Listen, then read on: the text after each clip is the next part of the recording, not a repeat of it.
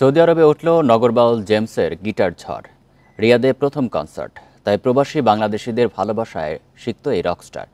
এ সময় কৃতজ্ঞতা জানান দুদেশের উন্নয়নে অবদান রাখা রেমিটেন্স যোদ্ধাদের। 4 দিনের এই গ্লোবাল হারমোনির বাংলাদেশ উৎসবে কানায় কানায় পূর্ণ হয়ে ওঠে আল সুয়াইদি পার্ক।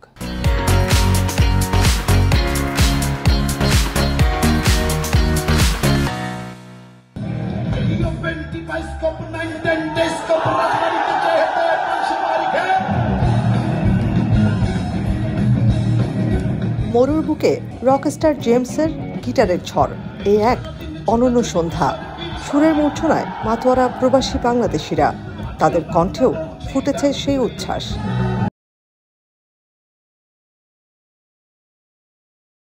এই নগর বাউলের গান শুনতে সব ক্লান্তি পেছনে ফেলে দূর দূরান্ত থেকে ছুটে আসেন বহু শ্রোতা।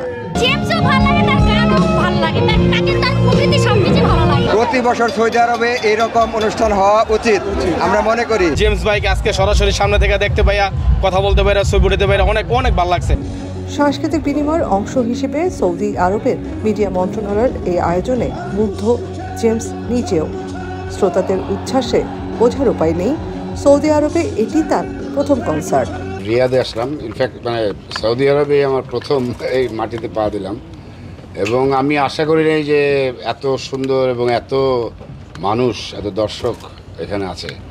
আমি মুগ্ধ এখানে রিয়াদে এসে, এবং আমার অনুভূতি ঠিক ভাষায় প্রকাশ করতে পারছি না। জেমসের তুমুল সব জনপ্রিয় গানের মূর্ছনায় রিয়াদ ঢাকার ৪,৫০০ কিলোমিটারের দূরত্ব যেন লোপ পেয়েছিল মুহূর্তেই।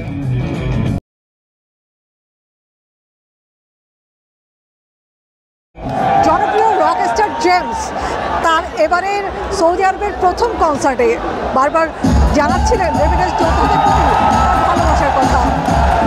বলছেন ভক্তরা বা এখানকার যারা রেমিটেন্স যোদ্ধা আছে, প্রবাসী বাংলাদেশিরা, তারা শুধু এই দেশে নয়, বাংলাদেশের উন্নয়নেও অগ্রণী ভূমিকা রাখছে। সেই বার্তাই তিনি তার এই কনসার্টে দিচ্ছেন।